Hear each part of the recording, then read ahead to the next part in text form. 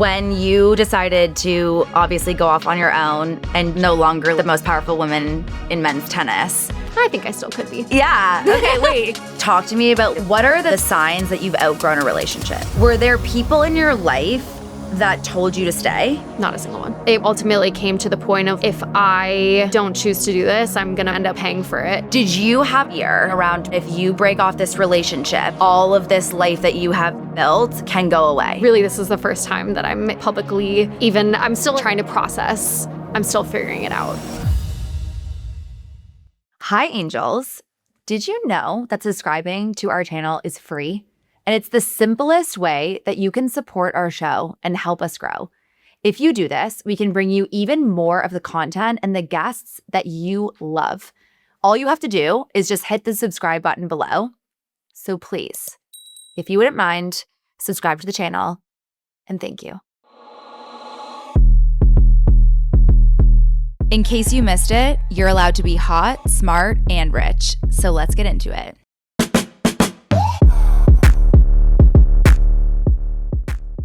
Morgan Riddle, are you ready to get hot, smart, rich? I'm so ready.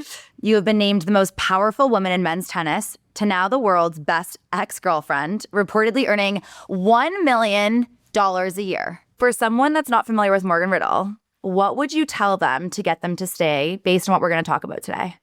Ooh, if you are interested in fashion, sport, female fandom, if you want advice on a pivot, I think that's probably something that I'm pretty good at this point. Okay, so you entered into sports as a WAG. Yep. Which a lot of girls want to be a WAG. Can you describe I know. what it is like to be a WAG? It's glamorous in a lot of ways, and it's also really unglamorous in a lot of ways. And I think any WAG would say this. It's a full-time job to be a partner of a professional athlete. It's highly emotional. You're tied to them and their career in a way that's not typical. You know, I think in everyday life, husband and wife both work a 9 to 5. They say goodbye to each other in the morning. They get home at night, and it's quite separate in a traditional role. And when you are the partner of an athlete, you really are a part of the business. And it's so great, and it's so fun, and it's so hard in so many ways. So I give a lot of props to any woman who is a partner of an athlete, because it's a lot. When you've then 2 years in started deciding I need to create a business or have a mission or have a why, what was that? I was working a corporate job. I left said corporate job, and pretty much, I think it was actually the same day I posted a Get Ready With Me TikTok, really just for fun. It was I think this was in 2022, when the Get Ready With Me film style was sort of just picking up. And I'd always been super interested in fashion, and I was already getting dressed up for the matches because that was just super fun to me and made the whole experience more fun. So then I posted that initial video, and it went viral overnight, started getting more traction, started doing more and more. And then it was a few months after that, I made a ATP tour explained in 90 seconds video that really sort of dumbed down the tennis tour. It was before the Netflix show came out. It was before tennis had the explosion that it's had in the US the last couple of years. So I did this explainer video, and it got so much attraction and attention, and from the tennis community. And people really liked sort of the, I guess, behind the scenes aspect of the tour, because that had never been shown or done before, and especially not by a partner. Was there ever a moment that you realized it was a true business, though? It wasn't just something fun that you were doing to keep your brain stimulated as you're supporting a partner? My first ever brand deal that I did, I think Bloom Nutrition paid me $75 for a TikTok, and I was like, hell yeah, I cannot believe I'm getting paid for this. $75, Morgan. $75 for a TikTok, yep. And I took it, and I was so excited about it. But I didn't really start making money until probably a year in, I would say. So was there ever a period of time where you were on tour being a supportive partner that you weren't earning an income? Maybe a few weeks. It was very brief. It was between my corporate job, and when I quit my corporate job, I started posting TikToks, but then I got freelance clients. So I had a hair salon in LA and a dermatologist in LA that I would run their social media. And that was sort of my income that I got in that first year while I was between working corporate and actually making money from socials. And was that something inside of you where you felt that anxiety of I need to make my own money, even though it has only been a few weeks? Yeah. Yeah, it was stressful. And also my corporate job before, I was working for a nonprofit. Like I wasn't rolling in money like from the way that I guess am now. So I didn't have like a stack of savings. I never wanted my partner to like pay for my nails or pay for my hair or feel like I owed someone something in that sort of way. Like I still wanted to have my own like financial autonomy, I guess. So you're building this fandom. You don't even really think of it as a business yet. You're making $75 for a Bloom TikTok. Mm-hmm. Where does it go from there? Because Forbes reported that your annual income was like between $1 and $3 million at one point. Mm. How do you go from making $75 a TikTok to like bring in millions of dollars? I mean, I guess it was just really growing my audience. I think also the amount of like press and attention that we were getting, tennis wags were getting in general, brands started to like really pay attention. And like I said, brands were already investing so much money into tennis before that. And now there was this whole new set of eyes on tennis, like through social media and through the partners. But it was a slow build, I would say. And while you're doing that, like, are you still having to support your partner in the way where it's like a ton of time in that business, but you're now also being like, wait, what I'm doing is also a business? Like, where was your time and attention being focused? That was difficult. It was hard. The better he did, the better I did, you know? Like, the farther he got in tournaments, the more attention and publicity I would get, I guess. So it was really important for me to not only support his career for him because I wanted him to be the best that he absolutely could be and, you know, accomplish his dreams of being top 10, top 5. But also, I was like, this is an important business for me.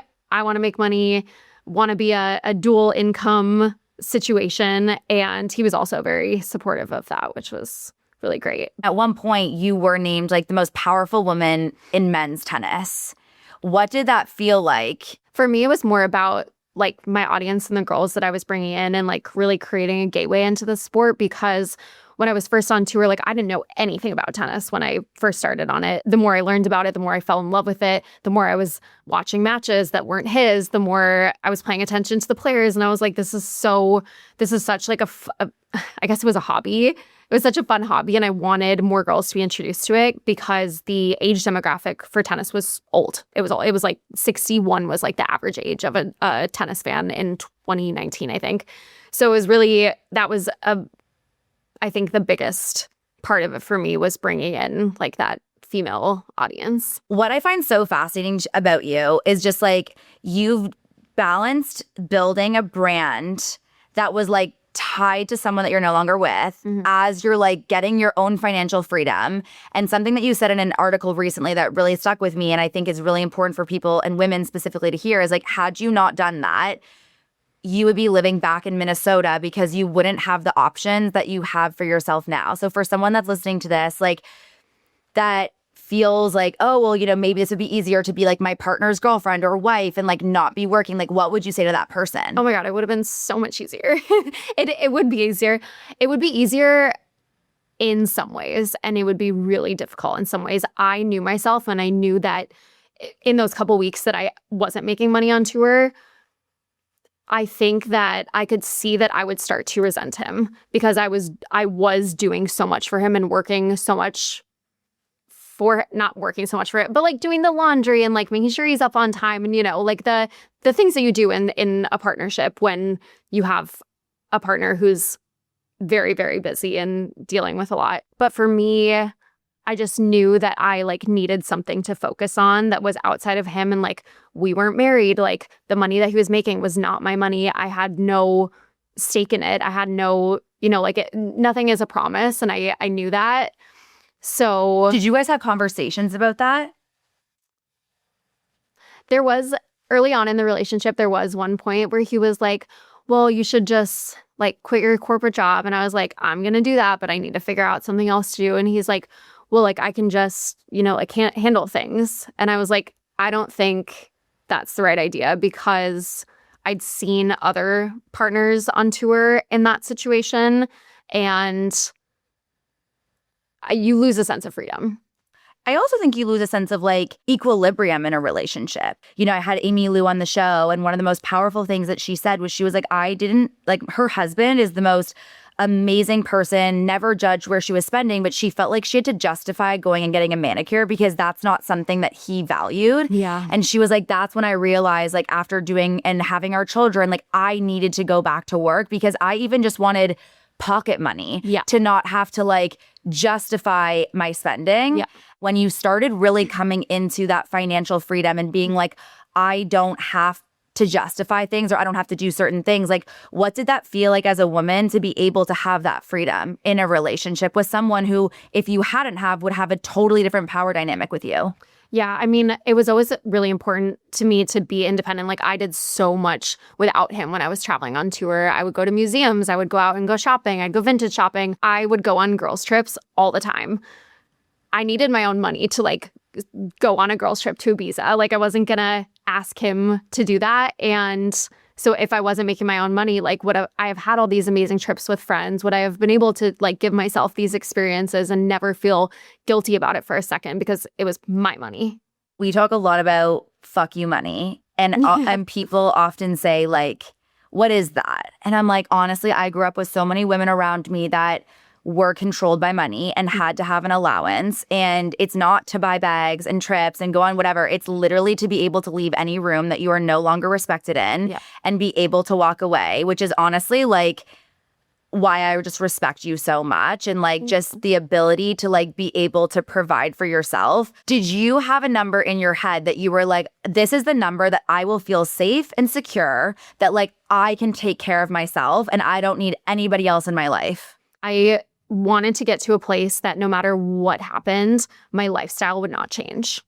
I can still travel wherever I want. I have a beautiful apartment in New York. My life has not changed at all. And that's in that article when it said, like, would I just be moving back to Minnesota? If I didn't have that money, like, that would be a really significant, very difficult lifestyle shift. And to choose to leave the relationship, like, just be honest, would have been much more difficult if that was my two options of moving back home at 28 years old, moving back in with my siblings and my mom, which I love my family, I adore them, but I didn't want to do that. So that's when I say, like, having your own money that your lifestyle is not going to change whether or not you're in the relationship, I think is really important. And I think that a lot of women in these high-profile relationships stay in it because their lifestyle would change so much if they don't have their own. I also have ended a relationship and engagement, actually. And I actually have to tell you, I listened to you on Felix's podcast. I had a note that I would just like refer to just when I was going through it of like self-assurance, you know, and I have it in the note with like a link to like the timestamp of the podcast of like, I think it says like really good advice or something. So I have to say thank you for that. It was so helpful to listen to women like you to help encourage me to leave my relationship. I like literally have chills because I think, you know, it's funny. I recently just changed the bio on my Instagram. And when I think about like my life's purpose with Hot, Smart, Rich is like to help women build fuck you money. And it's a lot of like investing tips and like business acumen and like talking about the money side of things. But then when I actually like distilled down, like, what is like my life's purpose? Like, what do I feel like people come up to me on the street and say? It's usually like you tell me to never settle, like that it always gets better. And I think like me humanizing, you know, this life of like being this investor or whatever, when I left that relationship, I had like no fucking idea what I was going to do. I was literally like, okay, my ego is so bruised. I have to like publicly talk about this. I'm going to put all my stuff in storage, move to Calabasas. My business is like starting to grow, but like there's like, it's not where it is today. And I think for people to see me like very happily married, build this amazing business, like it is the proof that if you are in that type of a situation where you feel like, oh God, this is not it, but like I am so scared to get off of this hamster wheel because I don't know what is out there for me. I think I am living proof, and I think you are living proof that like it gets better. Yeah. And like, it is so much better not to stay in something that is not for you. And I think that's why I was so excited to have you on the show. Not because of what you've built only as someone that's really built the strongest personal brand and made millions of dollars as a WAG, but like, I think what I was so curious to really dig into was like, was there that fear that if you break off this relationship, like all of this life that you have built can go away? 100%. 100%. Yeah. I mean, how could I not really? And I think it was so hard because I have thick skin and I try to not let what people say, either positive or negative, like really penetrate like how I think about myself and think about my life. But I think that so many WAGs and like women in high profile relationships really live in this like prison of public perception. And that doesn't go away when you're out of the relationship.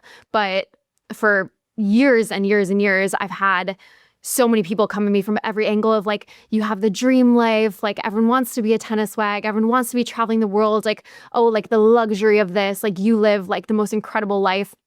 And I was hearing that and I was so sad and I was so not happy, but I felt so guilty because I had so many people like telling me that I was living the dream life. When I was leaving, I was like, is this the best it's going to get? Because that's what everyone was telling me for years and years and years. And ultimately came to the point of like, if I don't choose to do this, I'm going to end up like paying for it in a lot of ways. When you decided like, I can't do this, talk to me about like the money side of being like, all these brand deals are based on me being like building this persona in fandom. And like, were you nervous about that part going away necessarily? Yeah, I think that people think that I care more about social media and money than I actually do. What really was important to me was just like being happy and living my life the way that I wanted to live. I wanted to be with my friends. I wanted to get back into a routine. So of course it crossed my mind and I had meetings with my team of like, you know, these big brain deals that I get for US Open, like that's not going to happen. We're going to have to pivot. But that was not ever really a factor in my actual decision making. Like, of course, it crossed my mind. Of course, I was like, you know, am I going to fall off? Am I going to become irrelevant? Our brand's not going to want to work with me anymore. But that was never when I like really like brought it down to like, am I going to stay in this? Like, is this what I really want? Like, that was not a factor into it. If someone's listening to this that like might be going through that same decision, right? How would you tell someone that are the signs that you've outgrown a relationship?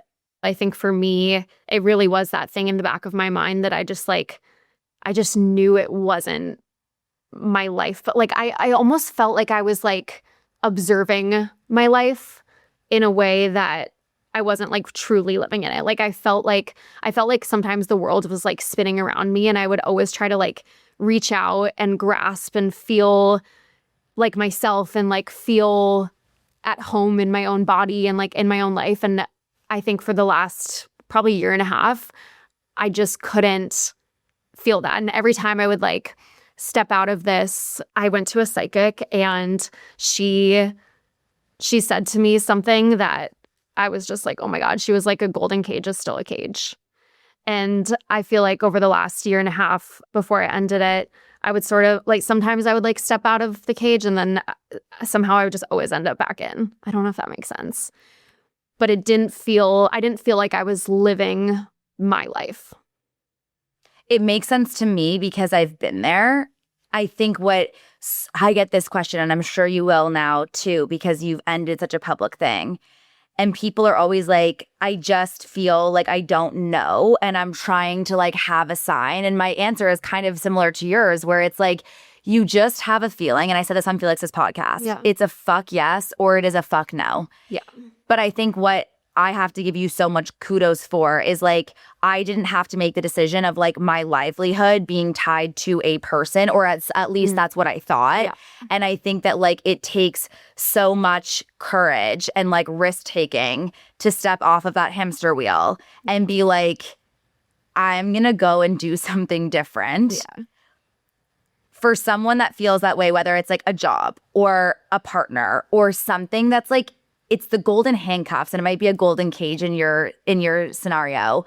Like, what are the things that you did even? Like, obviously you said that you just went to a psychic, but like, what are the experiences or things that you went through to be like, I'm either going to cut off these handcuffs or I'm going to get out of this cage and like find this right decision for me? Talking to people in my life, talking to my best friend, talking to my mom, talking to my therapist, unfortunately talking to psychics sometimes because that's just the type of person that I am. It was just kind of one day I woke up and I just knew. It was not long ago that Katie and I first started Hot Smart Rich, and it was literally the two of us for so long. But as we've grown our team and our business, our old tools just couldn't keep up, especially on the commercial side of the business. However, we recently switched to our sponsor, Pipedrive. It's an intelligent CRM platform and super simple to use. We need that. So we're obsessed with it. It has completely streamlined everything for us as we grow HSR. The setup was honestly so easy, and now that we've integrated all of our tools into the platform, Pipedrive is ready to grow with us because we're going to the moon. It adapts exactly how your team sells, fitting your unique pipeline, sales processes, playbooks, everything. It works just the way you do, and it's an absolute game changer. What makes Pipedrive so good is that it scales alongside your business. So 6 months down the line, your team isn't starting all over again with something new. That's just exhausting, and it's not for an HSR girl. It's ideal if, like us, you're in the building phase right now. Head to pipedrive.com/HSR and get started with an exclusive 30-day free trial instead of the usual 14 days. No credit card or payment needed. That's pipedrive.com/HSR. I need a matcha, so we're going to take a little break and make one with our show sponsor, Pique. They have my favorite Sun Goddess matcha. I use this all the time, especially when I'm traveling, but also because it's just the best ingredients. It's ceremonial grade organic, made from the highest quality tea leaves, and the added oxidants don't hurt either. Now we're going to add a little bit of hot water first. I'm an iced matcha girl, but I'm also a latte girl, and to be able to do this the best at home, I use Pique Carrara Marine Collagen, which turns my matcha into a latte. Today, we're gonna do 2 scoops because it's that good. Sourced from Japan with biotin and coconut cream to support radiant skin, stronger hair, nails, joint health, and happy aging within. If you wanna try my recipe at home yourself, visit peaklife.com/HSR. And for a limited time, get 15% off Pique for life with my link. Were there people in your life that told you to stay? Not a single one. How long had people in your life told you, like, Morgan, you need to make a change? No one, really. It wasn't like that. It was like Wimbledon 2025. Alexa, who was at your wedding, came to Wimbledon with me one day. She brought her friend Alex, and her and I like spent the day together. And she mentioned to me afterwards, she's like, "Are you okay?" She was like, "Where's Morgan? Like, you're so like, are you okay? Like, you seem really off." And like, it genuinely was just because on a day-to-day basis, I just was like not myself. Because I felt like I was living this, I was on the hamster wheel, you know, and it was very obvious to my friends. And I also am very private. Like, there was maybe 3 people in my life who I told about like what was going on. My best friend, my mom, and my therapist. Like, I kept things really close to the chest, not only because I knew that things could get out and get public, but also I still cared about him and respected him. And like, I think when you're in a relationship, like, you should stay in the box of your relationship. Like, I never wanted to not be a united front as long as I was in it. So no one really knew what was going on, but people were bringing up like, what's going on with you? And they didn't know it was about the relationship or whatever, which it wasn't entirely. It was like, it was a lot of stuff going on. But like hearing that from friends of like, where's Morgan? Can I give you the best piece of addating advice as you go into being single Morgan and single maxing? Sure.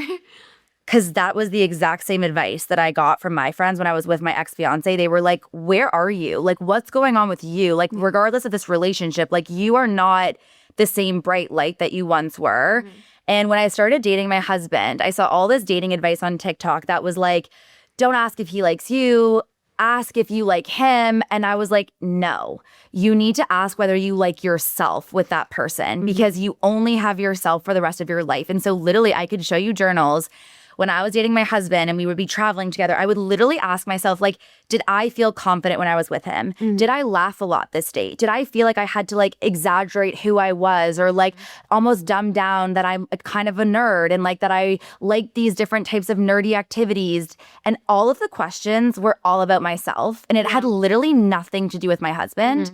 And after, because I was dating a few people at the beginning, and after I would look back at my journal pages and I was like, my husband, who I initially said no to dating, is like the best version of myself is being brought out. Yeah. And to this day, it's like, I don't love my husband for who he is. Of course I do. But I love myself when I'm with him. Yeah. Like, I am the best version of myself. And I think that's what's hard about, and there's a lot of women listening to this. This is the number one thing that I get. They're like, there's nothing wrong with him. He didn't do something to me. Yeah. But like, I don't feel good in this relationship. Yeah. So from someone who just recently stepped off the hamster wheel, how did it feel? So good. It's sad.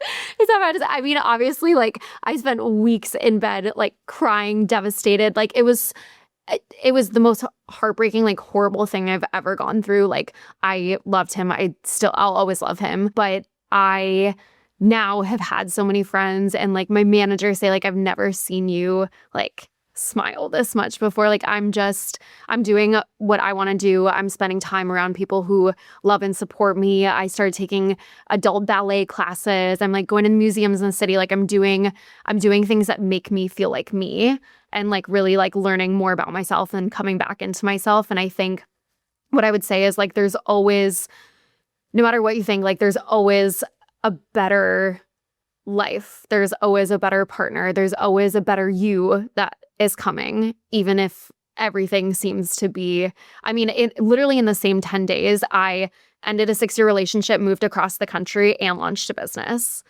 which I think are statistically the 3 most stressful things in life that you can go through. Like, I wasn't sleeping, I wasn't eating, like, it was absolutely horrific. And then I'm like posting on Instagram, like, but you get through it. And you come out on the other side of it. And I think I'm still going through it. Like, it is very fresh, but I already know that I will never regret it for a second.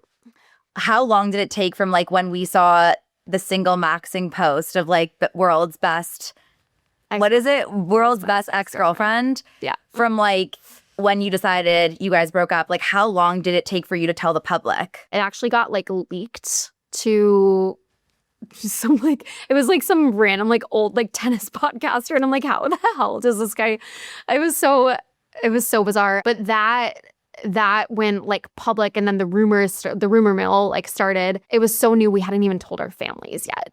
And then it got posted on Twitter. And like, that's just a perfect example of like how difficult it is to be in a very public relationship like that, is that like your shit will get aired out before you even, like, my dad didn't know, so then I had to call my dad because he was like, what's going on here? That sucks. So you decided to move to New York. Yep. What is it about New York that you would tell every single girl that it's the place to go if you're going through a breakup? Oh my God. Well, here's one of my mottos is I've never seen a girl's life get worse after a breakup. And that is especially so if you move to New York. Like, it's just, I don't know. I knew that if I stayed in LA after the breakup, like, I just would not be able to come into myself like the way that I have in New York. I think the energy, the people there, even the last 10 days in New York have been some of the best 10 days of my life. Between, I got to go to a World Cup game, the Knicks game, the night, I've never seen New York City like that in my entire life, and I don't think I ever will again. Like, it was just the most magical thing, and there's no other city in the world that I think like has that magic that I feel like. I'm living alone for the first time in my entire life. I never have had my own space, and now I have my own apartment. My friends call it the Barbie dream house because it's pink and it's the most like girly girl apartment that you've ever seen. There's like animal print rugs everywhere. So I've really gotten to make a home that like feels like me and really is like an extension of who I am. And that's been very healing to have a home of my own that maybe I thought I never would have. I relate. I feel like you're living my life. But I was in LA 3 years ago, and I remember just having this beautiful apartment and just being like, it's so mine. And I think that like this is why stories like this, although it is like a little different, we'll get into your business stuff in a bit, but like I do feel like women today, especially ambitious women that like want their own financial freedom, want their businesses, want it all, which I believe you can have. And I think I am living proof that you can really have it all. Yeah. They hear this like dating sucks and like it's so hard and these men aren't good enough for us. And I'm so curious because I did not have that experience. Like I loved being single. I thought it was such an amazing growth opportunity, just like entrepreneurship. It's almost like a self-discovery experience where you learn things about yourself. Yeah. So for you, as someone who hasn't been single in 6 years, like what is it like being single today? I mean, I love dating. Like I always enjoyed going on first dates. I like meeting people. I like talking to people. I'm like, I've never had a bad date before because it's like a talk show and like you just talk about yourself. I mentioned in the article that went up a couple weeks ago that I have a 33-point non-negotiables list, which I've gotten a lot of flack for online of people who are like, okay, she's going to be single forever, you know, like loser guys. But I'm so sure that I like being alone. I enjoy being alone, that unless someone literally checks off every single box and is not making my life so significantly better, I just wouldn't do it. And I know I'm so confident in myself now because I can leave what ultimately was a great relationship because I just wanted better for myself, that I trust myself not to go down same patterns that I've done in previous relationship and like throughout my life. I love the 33 non-negotiables list. Like I think every girl should make a non-negotiables list. What are the 3 most important to you on that list? I would say like emotional intimacy. Like I really want someone who I can like talk about my feelings with and like they're open about their feelings. And also I want to say that this list is not curated because it's the opposite of my last relationship. Like something on the list is like no gambling or sports betting. But that comes from the fact that when I was dating my last partner, I would get so many death threats and horrific messages from sports bettors. Like I truly think sports bettors are like low, like scum of the earth because I've gotten such hateful things from them. I think someone who is not going to be, I mean, at this point, like intimidated by me and like my money. Like there's not a lot of single men in New York under the age of 30 who are making more money than me right now. And so I think that there's going to be some pretty serious, due diligence and like figuring out like, is this guy going to be intimidated? Like, what's his potential? Like, does he see my potential? Does he support my potential? Is going to be really important. I think just aligned like values, political values, how they care about like their friends and family, how they care about my friends and family is really important to me. Like my girlfriends are so important to me. My gay best friend Colton is so important to me. They have to get past Colton first before they can get to me. So I mean, yeah, it's an extensive list, but like I am so confident unless a guy literally checks every single box, like I'm just not going to do it. When you were growing up, what was money like for you? I've actually never talked about this before because I've never like been asked, but I was primarily raised by a single mom. When she was pregnant with me, she was working at McDonald's. So like I came from nothing. My first crib was a laundry basket. And I think a lot of people have assumptions of like a lot of influencers do grow up in wealth and that's why they're able to have that career and like go straight into influencing and like maybe not go to school or go into influencing right after school is because they have that support system and they have that backup option. And I think one of the reasons I've always been so ambitious is because I knew I didn't have that. So, I mean, from the time I was like 13 years old, I started working. My first job was at the nut stand at the Minnesota State Fair where I'd work like 12 hours a day because I wanted to get like clothes for school or whatever. But yeah, my mom had me when she was really young and now she's wildly successful, like C-suite at a media company. So throughout the trajectory of my life, like I've gotten to see her be like a fucking boss and just like work her way up the corporate ladder. That's been like really incredible for me. But yeah, there was times like when I was younger where we didn't have money, like I never had that. So I always knew that my goal in life was to get to a point where I never had to like have those sort of stresses. Did any of your relationships change when you started coming into money? It can even be friends. It could be people that were like part of your partner's life. Like, I think that it's such an interesting question to ask because I've also seen this with a lot of founders when they like build this business and people think like, oh, they have all this money now. The relationships in their life change quite significantly. For me, I don't think it was about money. I think it was more about like the social currency and like followers. And when I was still working in corporate, when I first moved to LA, I had girlfriends who were in social media who had like millions and millions of followers who would always like talk about it of like, you need to be careful, like don't trust people in LA. And I was like, that's such a weird thing to think, to like be like cautious around people. And that was so naive of me because now I've gotten to see firsthand like some girls I've had in my life have done some weird shit. And I think it goes back to like social media and the bizarreness of like the currency of it. I don't think that money has ever really affected it. And I think part of that is like I am like so generous with my friends. One thing that I always say is like, it's lonely at the top if you don't send the elevator back down. I've never heard that. Yeah. So I always like my biggest goal in life is that like everyone in my life and everyone who I love and everyone who's close to me is like on the up and up with me. And I'll do everything to try to get them there. When you decided to obviously go off on your own and just be Morgan Riddle, no longer like the most powerful woman in men's tennis. I think I still could be. Yeah. Okay, wait, explain that. I still am going to go to tournaments. I would still love to make content around tennis. I already have deals for US Open. Like I'm going to US Open. It's not like I'm like erased from that world. Obviously, I'm going to enter into it in a different way. But I've had a lot of girls like reach out and be like, please, like don't leave the tennis world. Like we still want this sort of like content and commentary around it. So I'm still going to be there just in a different way. I'm not like in tennis because of that, you know, like him and I are still friends. I also saw a lot of people. There was like a little girl who made a TikTok this morning being like, I just really want Morgan Riddle to bring back her vlogs. Like, where YouTube. is YouTube? I know. Where is YouTube, Morgan? I'm dying to get back on YouTube. Like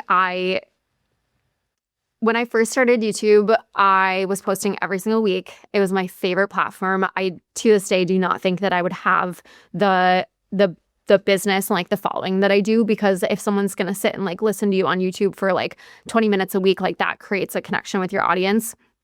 I stopped posting on YouTube mostly because whenever I was on that platform, like I really was like showing up as myself. And I think I felt so not like myself the last year and a half that every time I would like pull out the camera and like start talking and like, I'm doing this is how I'm feeling. I'm like, none of this is true. Like I can't, but what I was going through at the time, I couldn't speak about publicly. So I think there's so many influencers who can like put on a face and like pull out the camera and like do their thing no matter what they're going through. And I was just not one of those people who could like put on a mask for it. So I just kind of like stopped YouTube and stopped being consistent on it because I just felt like a liar. And then now I have the pressure of like, I feel like my first YouTube video, I'm going to have to address like what's going on. And I haven't necessarily felt ready to do that. Like I haven't like spoken directly to like my girls about it yet. And I don't even know what I want to say or like how to say it while I'm still going through it. When I do talk about like what's going on, I want it to be like helpful and valuable. And so I want to get to the place where I can like fully come out on the other side and be like, okay, this is it. This is what I've learned. This is what happened. I mean, like really, this is the first time that I'm like publicly I'm still like trying to process what I even want to say and like what I actually think about all of it. But I'm still figuring it out. Honestly, thank you. I think like I said, it's been so hard to figure out like exactly what I want the impact of Hot Smart Rich to be because it was so focused on business and like investing. And I think that's like a huge part of genuinely what brings me joy. But if I really distill down, and I was talking to a partner that, you know, spends 6 figures with HSR, and she's a woman executive, and she was like, what is it that like fuels you? And I said, honestly, it is the fact that I want every single woman to be able to have fuck you money to leave any room that they are no longer respected in. And like, I think in our society, we do glamorize like the Hermes unboxings and the trips out and like the lifestyle that, like, of course, I would be lying if I said I didn't want to live that and do live that. But it really distills down to that, like, I want women to be able to have that financial freedom and, like, live out their best life in every single thing that they're doing. I think a huge way that women are able to do that, especially when you do have a complicated life partner, and maybe your next boyfriend will be a finance bro and it'll be a crazy, like, cycle of life for him too. Content creation is the ability for women to be able to do that no matter the situation that they're in. And I think a huge trend is going to be creators that build generational wealth through investing, through equity ownership. Where is your attention in terms of, like, going from the brand deals to now moving into this, like, equity ownership so that you have these opportunities to make generational wealth? I mean, I think starting a business is a really big part of it. I started investing pretty much as soon as I started making 7 figures. My dream in life is to have Nepo babies. I don't say that. But you know our saying? What? Our saying, I'll give you a sticker. It's feature a Nepo baby parent. Oh, I need one of those. That's literally on our t-shirts. Wait, I will give you one. Okay, I want to have I want to get to a place where I can have, like, little very respectful, nice Nepo babies that are raised really well. Obviously, I care about money, but I've always been way more intrinsically motivated. Like, I think how you were saying, like, your goal is to get women to a place where they're making fuck you money, and then they can have this autonomy to be able to choose the life that they want to live and the life that they want to have. And I have a note or a photo album in my phone that has screenshots of messages that girls have sent me over the years. And whenever I'm feeling not super confident about, like, my content or, like, the work I'm doing, or, like, feeling like I'm, like, being shitty at Instagram or whatever, I always go back and refer to this album and be like, okay, like, even if you made one of these girls' lives better, you taught one of them something, or you encouraged one girl to, like, leave the relationship she didn't want to be in, like, all of that is worth the work that you're doing. So I do, as much as I think, like, building the generational wealth is important, I think being able to have girls learn from my life experiences is always going to be the thing that, like, drives me the most. Let's talk a little bit about angel investing. Okay. Have you done it yet? Nope. Have you been approached to do it yet? Yes. Why have you not done it? I think that I still have some, like, financial fear because I know what it's like to be so poor. And not even, like, I'm talking about childhood. I'm talking about, like, I don't think there was ever a time in college where I had more than $200 in my bank account. And, like, I know what that feels like. And so I think I still have a little bit of that fear in the back of my mind. So I've been a very, very, very safe investor up until this point. Have you seen this trend, though, of, like, Alex Earl, obviously, with what she's doing, and then, like, Fia just raised with all of these creators? Has there been a category or a company that you've gotten close with and you're like, I could get behind something like this? What I would love to do is, like, invest in, like, a sports team or a new league or something. I've been approached about, like, pickleball and paddle leagues and stuff, and nothing's really sparked my interest. But I think if someone approached me about, like, starting, like, a women's sports team or, like, something like that, that's probably what I would be more interested in and aligned with. No, but products have never really been, like, I'm not the type who's, like, linking products all day on my stories. I think it's going to be something that's more community, female fandom, sport, female engagement focused. Okay, so if you don't like a ton of products, one of the things I was fascinated by when I was doing some research on you was Google. I had Google, like, what do people search about this person? And a lot of people were like, how does Morgan Riddle make money? By the way, the same as search for me. It's like, how does Maggie Sellers Reum make money? So if you don't like a ton of products, where does most of the revenue come from for the personal brand? Personal brand is, like, brand deals and sponsorships. And something that my team has really worked towards is I have, like, very long-term partnerships. Right now I have 2, like, year-long partnerships that honestly I wouldn't have to do any other brand deals outside of them because they're with like really, really amazing partners. I do like multiple like deals and posts and event appearances for them. So those are kind of what I focus on. And I encourage other like content creators to try to get those long-term like partnerships and brands that you really like establish a relationship with. So if we go through the different iterations of like 2023, 2024, 2025, 2026, where has it roughly landed for you in terms of like the big growth spikes? I think 2024 was really my big, like that's when I started making 7 figures a year. And yeah, it's just continued to grow since then. But it was like I think I was making maybe $60K at my nonprofit job, which I was so happy to do because I loved the work so much. And then, yeah, it jumped from like $60K to 7 figures in maybe a year and a half. Does that isn't that just crazy to think about? This is what I'm talking about with content creators having this unique ability. Like, I truly feel like we are in this era of like women having more influence and more power and more status in society, not only from the money. Yeah. Obviously, the great wealth transfer is happening, but also in status, like in that cultural currency that you're talking about. Yeah. That power dynamic is so needed.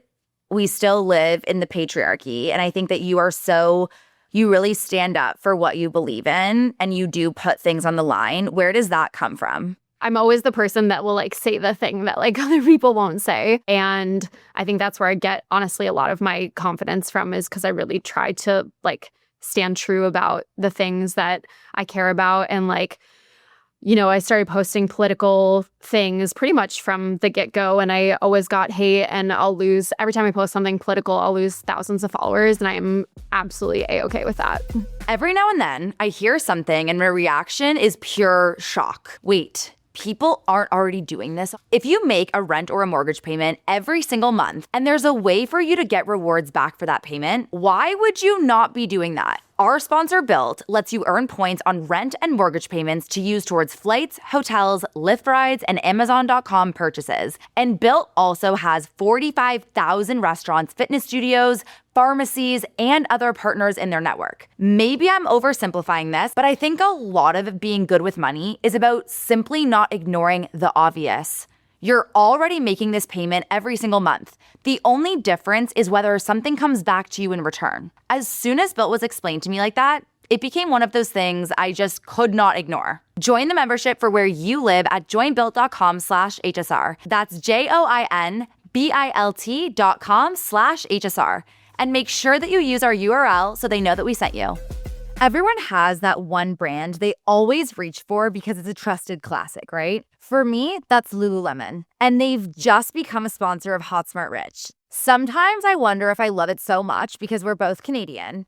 But really, I know it's because their styles are consistently so flattering and comfortable.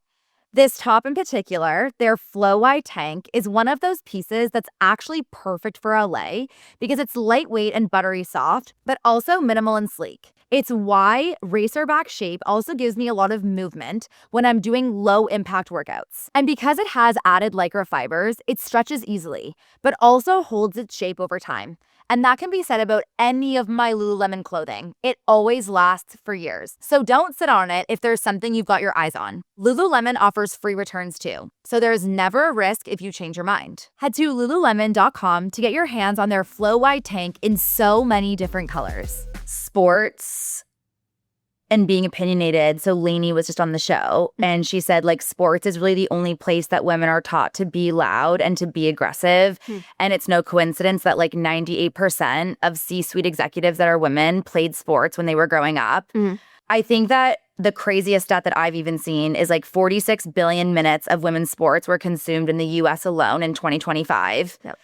And even in male-dominated sports, like F1 went from 8% of female viewers in 2017 to now it's 42% in 2025. This is a moment for women in sports, both in the male-dominated sports and for female sports. You obviously saw this very early and you decided to co-found a business in it. What did you see that people are now just starting to catch up to? I mean, from doing content in sport and seeing the interest and the community that you can build through it, in maybe a place that I think before like female fans didn't necessarily feel welcome in, but now between media, I mean, like Challengers was huge for tennis. Drive to Survive was huge for F1. Now hockey, between heated rivalry and off campus. Like I think that pop culture and media and brands investing in the sport like have just continued to grow and blossom with it. And I really fell in love with like that aspect of it and the community aspect of it, and being able to work towards the goal of making sports a place that like women feel valued in and seen in, and are, I mean, what we're working towards is that they're not going to be like an afterthought in the world of like sport and marketing, and that teams and leagues are really seeing the value of female fandom. And so that's what 400 Club is really the bridge between female fandom and commercial opportunity.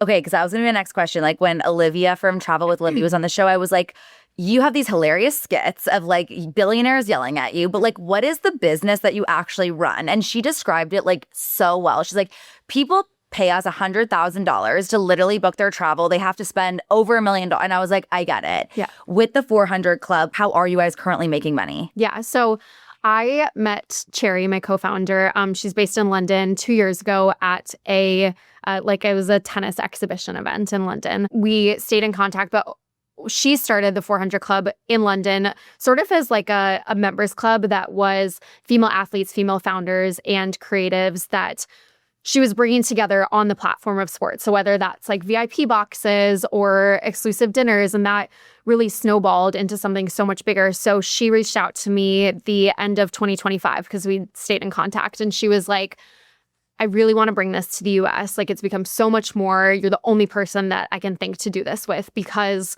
US right now is really just like the culture hub. And I think especially New York, between fashion and sport and culture. So now we are growing this community of women, mostly between the ages of 18 and 30, who want to be involved in sport and who want to have these community events and want to be a part of something that traditionally, these rights holders and teams and leagues have not necessarily, I don't want to say like catered to, but have really like paid attention to the value of them. So now we've created this sort of closed loop commercial engine of, we have this community of girls, and then we work with rights holders and different teams and leagues to sort of build out their female fan strategy. So we did the first female fan strategy for F1 for the Williams team. We've worked with Chelsea FC, with Nike, with Apple, and we pull the data from this community of girls that we have about what they want, whether it's community events or merch, or really like what they're looking for, and like being like a female sports fan, and bring that into the strategy for the team. So I'm a huge sports fan, and I grew up like playing sports. And it's funny because my husband, like our dream Sunday during NFL is like legitimately watching NFL. Like we watch almost every single game of US soccer. And he's like, oh, you're like the first woman who like genuinely I've dated that like loves sports almost as much as I do, if not maybe even a little bit more. Yeah. But I always still feel like that when I meet a guy and they're like maybe a friend of my husband's, and I like try to share like how much I love sports, it's almost like they think I'm doing it to like performatively. Mm-hmm. Do you feel that? I mean, yeah. Like if you go to, it's so, I mean, it comes back to like the stereotypical like name three players sort of thing, Yeah. And I think that something that I've always stood by with, especially with tennis, is like you can experience sports in any way that you want to. I loved to dress up for matches and like come in my little dresses and come whatever. People would be like, well, do you think that's like really important for going to matches? And I'm like, no, like if you're a girl and you want to come in a t-shirt and shorts and sneakers and just go and watch the match, like do that too. But if it's more fun to dress up and like experience the sport in a different way and like not know the names of the players, that's fine too. Like it can be like a welcoming space for everybody. And yeah, I mean, it's frustrating. And I think that was a big thing about 400 Club is like right now, if you want to go to watch live sports. Some like really popular sports bars in New York are like Rocco's and Due West. Like you're going in there, you're getting beer spilled on you. Everything smells like chicken fingers.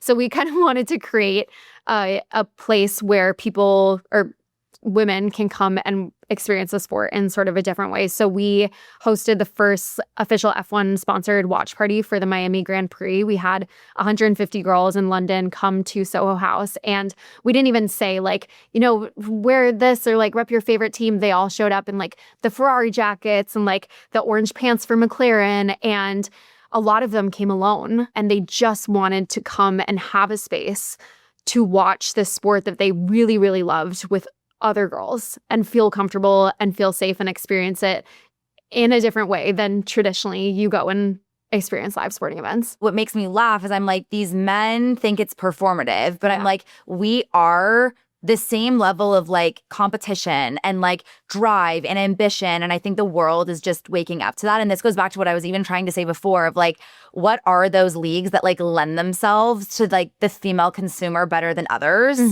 So from your perspective, having like hosted watch parties or like been with the Knicks, like watching even just the streets of New York. Being on the ATP tour, like what leagues are the most inviting for a female consumer that's listening right now that's like, I don't really like sports, but I love what they're talking about. And I would love to watch a game with like Maggie and Morgan. What's the most inviting for them?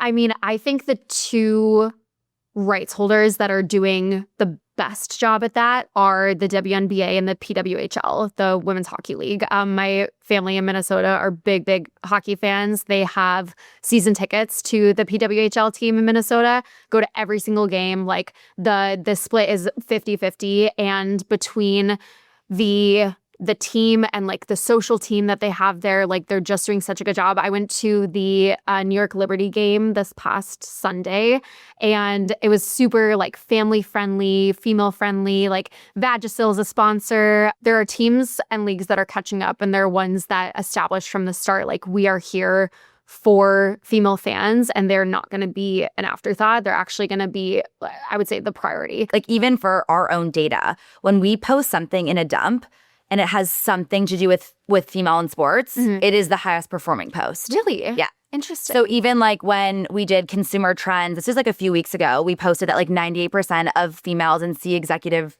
roles are former athletes.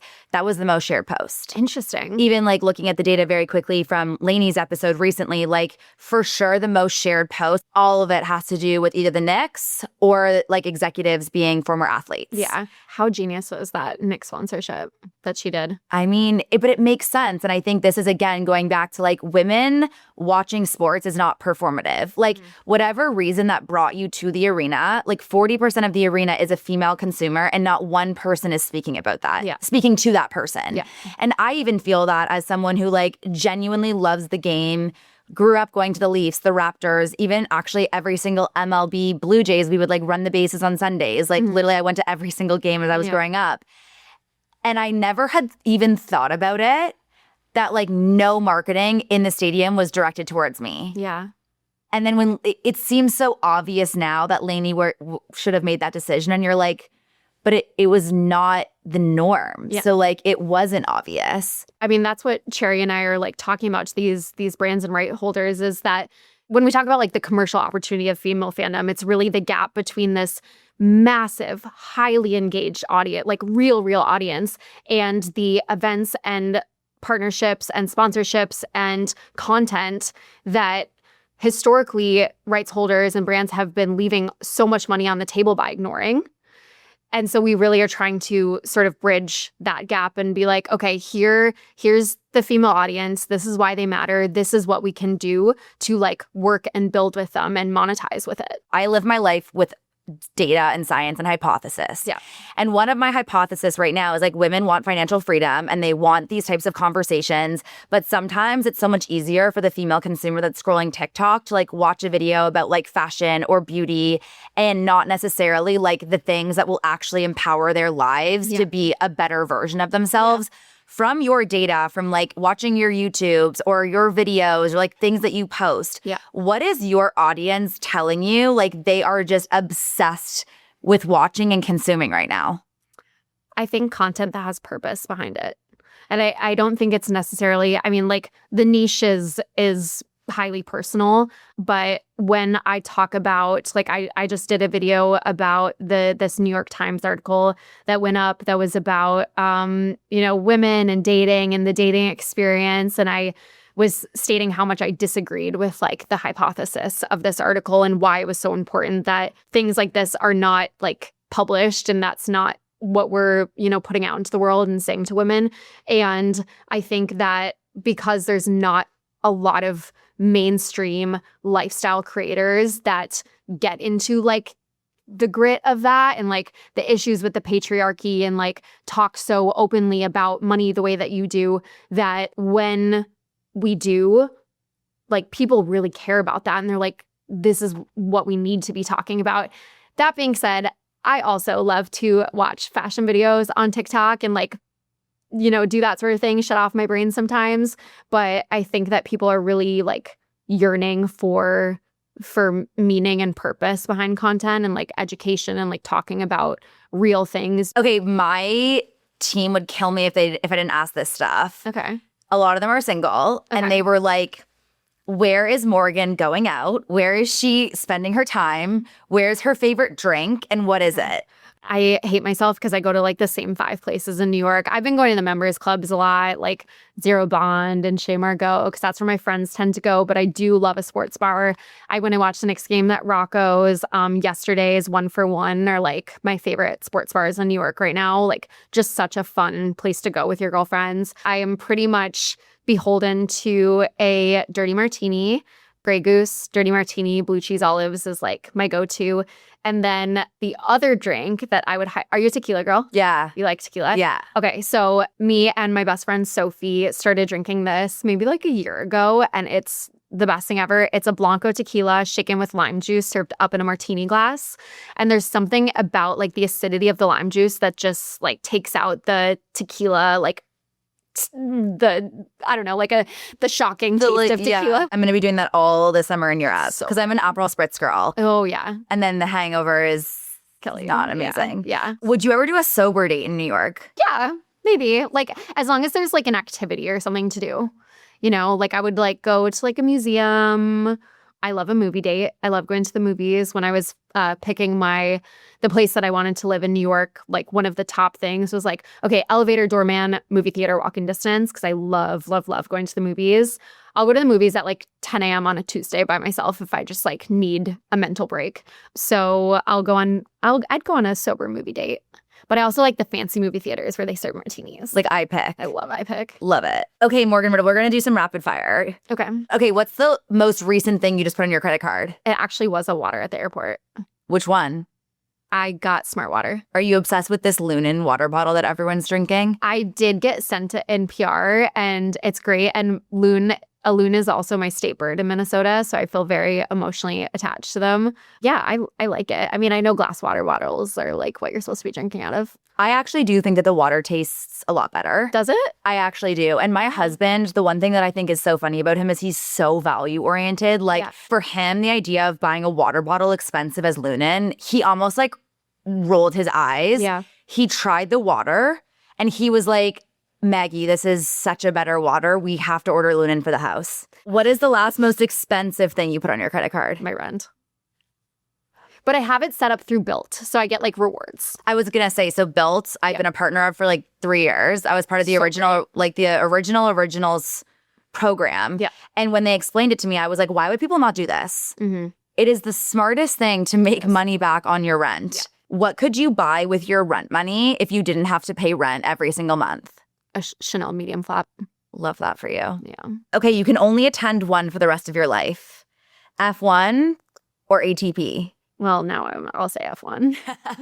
I've gone to a lot of tennis matches. So you're in the F1 train. Yeah. I like it. I mean, have you been to a race before? Yeah, I love it. So fun. You can only pick one for the rest of your life. An Olympics game or a World Cup game? Olympics. I did just go to my first World Cup match, which was incredible. I saw Brazil, Morocco. So fun. Have never seen anything like that in my life. But I did the Paris Olympics, and that was just like magical. Like the beach, did beach volleyball. I did tennis. I did swim meet, and seeing like all of the countries together as opposed to when you go to a World Cup match, it's just like 1v1 was crazy. Just like the coolest thing ever. So I really want to come to, I mean, my dream is to work with LA 28 and definitely be here for that. WNBA or the National Women's Soccer League? WNBA, because I haven't been to a women's soccer match yet. But I want that to change. I really want to go to a Gotham FC match. They're playing at Citi Field. You can only pick one for the rest of your life. US Open or Roland Garros? US Open. I hated Roland Garros. I can say that now. I hated that tournament. Why? I think that they oversell the tickets. It was always just like so busy. There's food options, but there's just not a lot of places to like comfortably sit or just like hang out and watch. Like I think the grounds are too small for how popular and how big it's gotten. I just like clay is so dirty. Like I have bad associations with clay because whenever we were in Paris, like my ex would like stomp in and there'd be clay all over the carpet and there'd be clay on my clothes and his clothes. It would just drive me absolutely insane. What is the best hotel you've ever stayed at? Maybe the Four Seasons in Hong Kong. Okay. And specifically because they had these like pork bun bao things at breakfast every single morning that I still think about. Wing woman or gay best friend? Gay best friend. Well, I think he's a little intimidating. Like I said, like they gotta like get past him before they can, like if Colton says that he doesn't like someone, like they're off the table. Okay. Because he will make both of our lives miserable otherwise. Okay, note to your future boyfriends. Okay, if you could only tell yourself one HSR Love Note for the rest of your life, which is basically an affirmation, what would it be? My bounce back game is absolutely lethal. I actually had that in an affirmation in my notes. That's cringe, but just being honest. Love it. Morgan Riddle, if you could title this season of your life, what would it be called? Joy has a habit of returning. Love that. Yeah. Okay, Morgan Riddle, where can people find you and how can HSR help you? So my handle on everything is Morgs, MOORRGS. Made it when I was 14. Can't change it now. Stuck with it. So that's me on Instagram, TikTok. And then you can follow the 400 Club on Instagram. And if you sign up for our newsletters, we send links for events a day before we post on Instagram. And they sell out really quick. So would recommend doing that. And yeah. How can HSR help you? I would say bring your girlfriends to a sporting event with you. Love that. Thank you so much for coming on. Thank you.